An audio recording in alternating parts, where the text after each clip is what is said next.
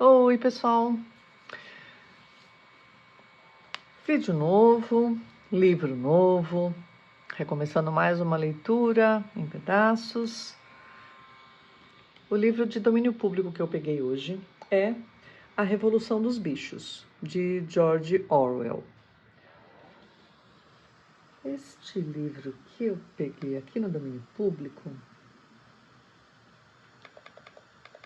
ele tem a tradução de Gisele Eberspacher e as ilustrações de Oswalter Urbinati. E ele está escrito aqui que é da Gazeta do Povo. Tá? Então peguei aqui no domínio público. Capítulo 1, A Revolução. Vamos lá. O Dr. Jones, da Fazenda Solar, tinha trancado os galinheiros, como toda noite. Mas estava bêbado demais para se lembrar de fechar as portinholas laterais. Com o círculo de luz de sua lanterna dançando de um lado para o outro, ele se arrastou pelo pátio, tirou as botas da porta dos fundos da casa, encheu um último copo de cerveja no barril da copa, subiu para a cama, onde a senhora Jones já estava roncando. Assim que a luz do quarto se apagou, houve uma agitação e um rebuliço em todas as instalações da fazenda. Durante o dia, havia se espalhado a notícia de que o velho major, um porco de raça Middle White magnífico, tivera um sonho estranho na noite anterior e desejava contá-los aos outros animais. Todos combinaram que deveriam se encontrar em segurança no grande celeiro assim que o Sr. Jones estivesse fora do caminho. O velho major, assim o chamavam, embora seu nome de exibição fosse Beleza de Wellington, gozava de tanto respeito na fazenda que todos estavam prontos para perder 1 hora de sono a fim de ouvir o que ele tinha a dizer. O major já estava acomodado sobre uma cama de palha em uma das extremidades do grande celeiro.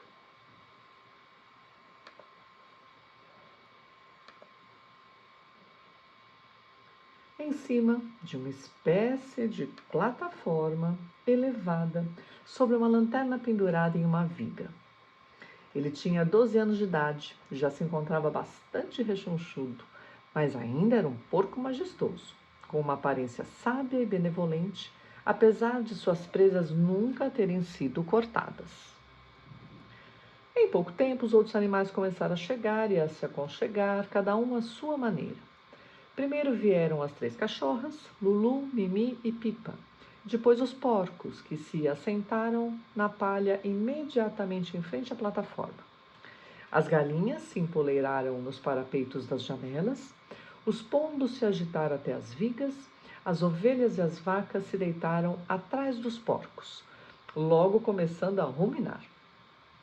Os 2 cavalos de carga, Golias e Esperança, entraram juntos, andando muito devagar e pisando com seus cascos peludos com muito cuidado para não machucar qualquer animal de pequeno porte que estivesse escondido na palha.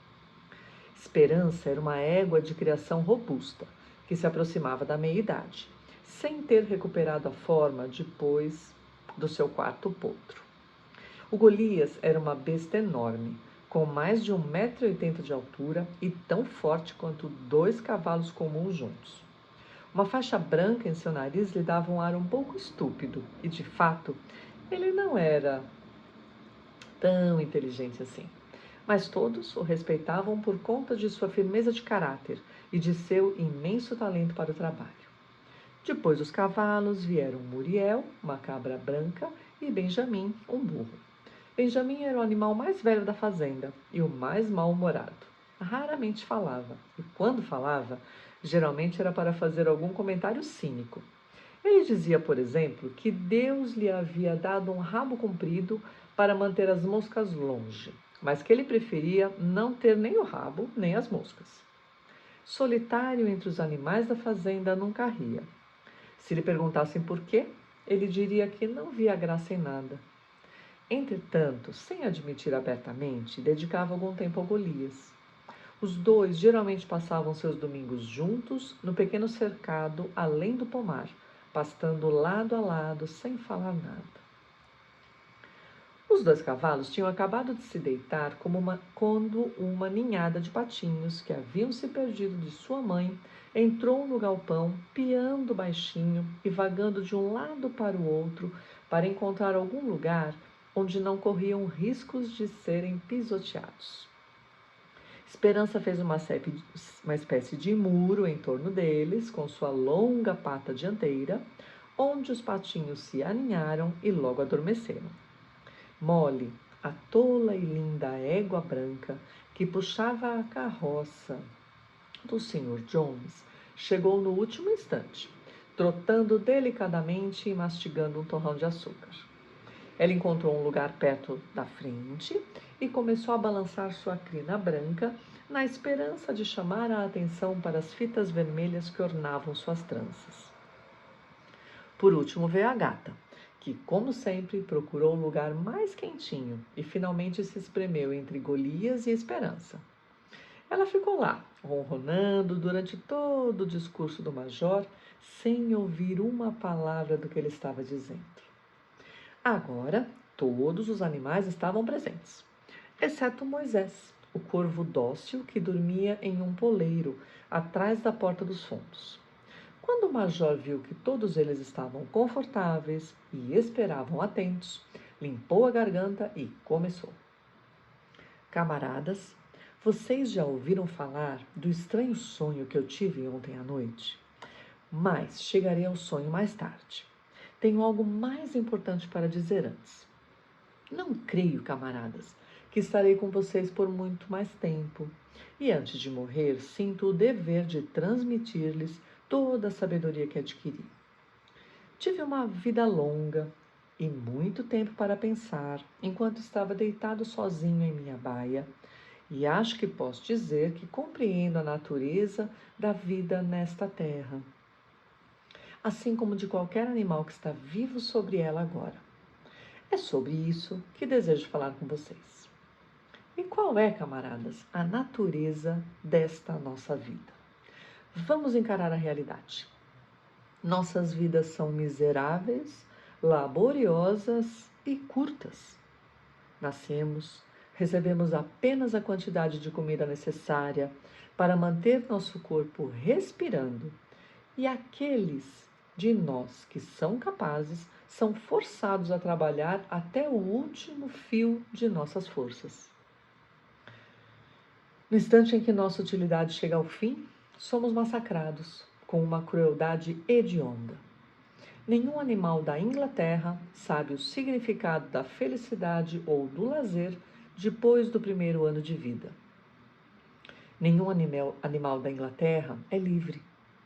A vida de um animal é só miséria e escravidão. Essa é a simples verdade. Mas será que isso faz parte da ordem da natureza? Será que isso acontece porque nossa terra é tão pobre que não pode proporcionar uma vida decente para aqueles que nela habitam? Não, camaradas, 1000 vezes não. O solo da Inglaterra é fértil, seu clima é bom e capaz de fornecer alimento em abundância a um número enormemente maior de animais do que os que habitam nela hoje. Até mesmo a nossa fazenda seria capaz de sustentar uma dúzia de cavalos, 20 vacas, centenas de ovelhas, todos vivendo em um conforto e dignidade que agora estão quase além da nossa imaginação. Por que então continuamos nessa condição miserável? Porque quase todo o produto de nosso trabalho é roubado de nós pelos seres humanos. Essa, camaradas, é a resposta para todos os nossos problemas. Para resumir em uma palavra, o homem. O homem é o único e verdadeiro inimigo que temos. Basta remover o homem de cena, que o motivo primário da fome e do excesso de trabalho será abolido para sempre. O homem É a única criatura que consome sem produzir. Ele não dá leite, não põe ovos, é muito fraco para puxar o arado, não consegue correr rápido o suficiente para pegar coelhos. No entanto, ele é o senhor de todos os animais. Põe todos para trabalhar e devolve apenas o mínimo necessário para que não passemos fome. O resto ele guarda para si mesmo. Nosso trabalho enche o solo, nosso esterco fertiliza e ainda assim não há um de nós que possua mais do que sua própria pele. As vacas que vejo diante de mim, quantos milhares de galões de leite já deram neste último ano? E o que aconteceu com o leite que deveria ter criado bezerros robustos? Cada uma das gotas desceu pela garganta de nossos inimigos. E vocês, galinhas?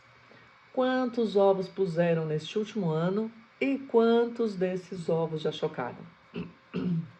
Os demais foram todos para o mercado, para trazer dinheiro para Jones e seus homens. E você, Esperança? Onde estão aqueles 4 potros que você carregou, que deveriam ser o apoio e o prazer de sua velhice? Cada um deles foi vendido com 1 ano de idade, e você nunca mais verá qualquer um novamente. O que você já ganhou em troca de 4 partos e de todo o seu trabalho nos campos, exceto suas rações secas e uma baia? E mesmo essas vidas miseráveis que levamos não têm permissão de chegar ao fim em seu tempo natural. Não resmungo por mim, pois sou um dos sortudos. Tenho 12 anos de idade e tive mais de 400 filhos. Assim é a vida natural de um porco. Mas nenhum animal escapa da cruel faca no final. Vocês, jovens porcos, que estão sentados à minha frente, cada um de vocês vai gritar por suas vidas dentro de 1 ano. Este horror eventualmente encontra todos nós. Vacas, porcos, galinhas, ovelhas, todos. Nem os cavalos e os cães têm um destino melhor. Você, Golias, no mesmo dia em que esses seus grandes músculos perderem seu poder, será vendido por Jones para o abatedouro, onde vão cortar sua garganta e te transformar em comida de cão de caça. Quando os cães estiverem velhos e sem dentes, Jones amarrará um tijolo em seus pescoços e os afogará na lagoa mais próxima. Então não é óbvio, camaradas, que todos os males desta vida brotam da tirania dos seres humanos? Livrem-se apenas do homem, e os produtos de nosso trabalho seriam nossos. Quase da noite para o dia, poderíamos ficar ricos e livres. O que devemos fazer? Trabalhar noite e dia, de corpo e alma, para depor a raça humana. Esta é a minha mensagem para vocês, camaradas. Revolução. Não sei quando essa revolução chegará. Pode ser daqui a 1 semana ou daqui a 100 anos, mas sei tão certo quanto vejo esta palha debaixo dos meus pés, que mais cedo ou mais tarde será feita justiça. Fixem seus olhos nisso, camaradas, durante o tempo restante de suas vidas. E, acima de tudo, passem esta minha mensagem àqueles que vierem depois de vocês, para que as gerações futuras continuem a luta até encontrarem a vitória. E lembrem-se, camaradas, seu ímpeto nunca deve vacilar. Nenhum argumento deve levá-los ao engano. Nunca escutem quando lhes disserem que o homem e os animais têm interesses em comum, que a prosperidade de um é a prosperidade dos outros. Tudo isso é mentira. O homem não serve aos interesses de nenhuma criatura, exceto dele mesmo. E todos nós, animais, que haja perfeita unidade, perfeita camaradagem na luta. Todos os homens são inimigos. Todos os animais são camaradas. Nesse momento, houve um tremendo tumulto. Enquanto o major falava, 4 grandes ratos haviam saído de seus buracos e estavam sentados em seus traseiros, ouvindo-os. Os cães de repente os viram e os ratos só se salvaram porque correram de volta para os seus buracos. O major levantou sua pata para pedir silêncio. Camaradas, disse ele, Aqui está um assunto que deve ser resolvido. As criaturas selvagens, como ratos e coelhos, são nossos amigos ou nossos inimigos? Vamos colocar o tema em votação. Proponho esta pergunta para os reunidos. Os ratos são camaradas? A votação foi realizada imediatamente e foi acordado por uma maioria esmagadora que os ratos eram camaradas. Havia apenas 4 dissidentes, os 3 cães e a gata, que depois descobriu-se que tinha votado de ambos os lados. O major continuou. Estou chegando no fim de minha fala. Apenas repito, lembrem-se sempre de seu dever de inimizade para com o homem e seus costumes. O que quer que ande sobre 2 pernas é um inimigo. O que quer que ande sobre 4 patas ou que tenha asas é um amigo. E lembre-se também que na luta contra os seres humanos não devemos nos tornar parecidos com eles.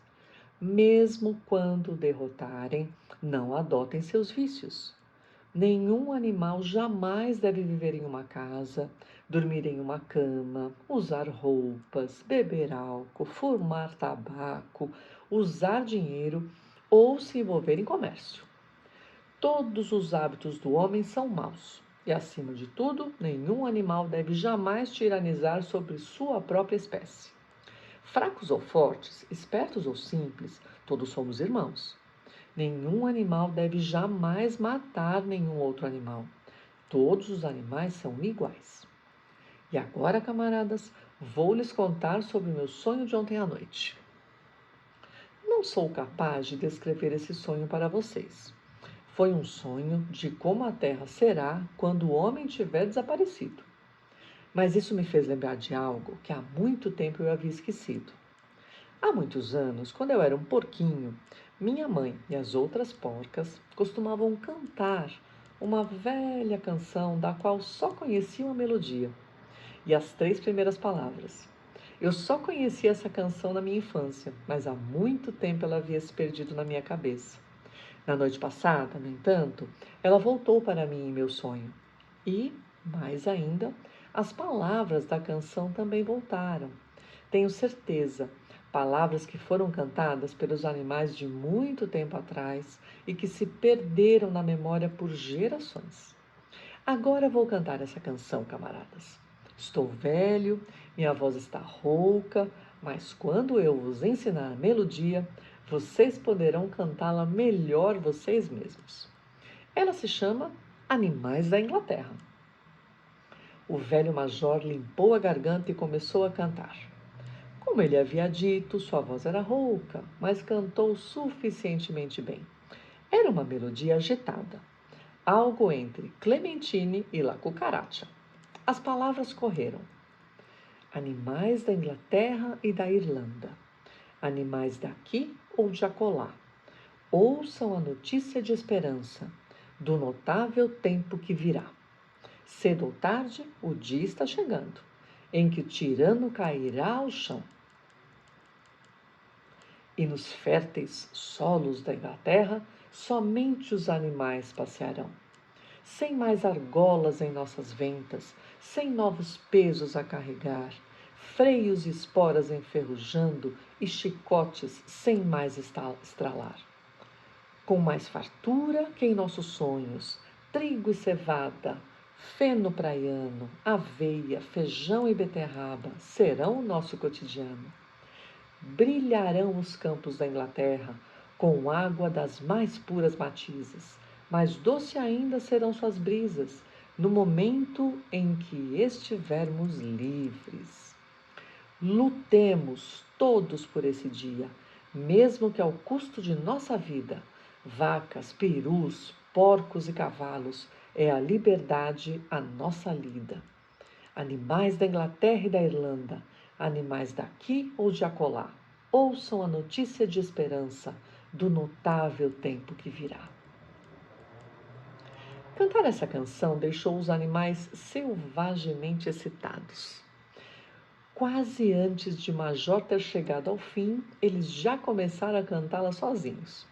Mesmo os menos espertos já haviam captado a melodia e alguma das palavras, enquanto os mais espertos, como os porcos e cães, tinham decorado a canção inteira em poucos minutos. E então, após algumas tentativas preliminares, toda a fazenda se pôs a cantar Animais da Inglaterra em uníssono. As vacas mugiram, os cães uivaram, as ovelhas baliram, os cavalos relincharam, os patos grasnaram. Eles ficaram tão encantados com a canção que a cantaram 5 vezes seguidas e poderiam ter continuado cantando a noite toda se não tivessem sido interrompidos.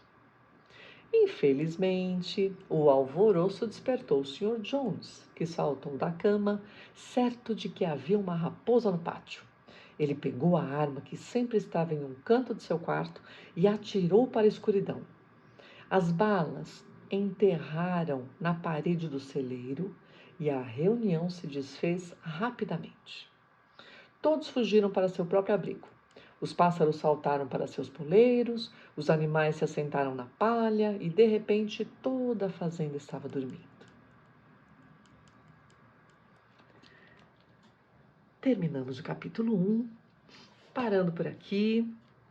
Espero que tenham gostado, a história é bem interessante, pelo que eu estou vendo. E próximo capítulo logo, logo estará no ar para a gente continuar essa história legal, tá bom?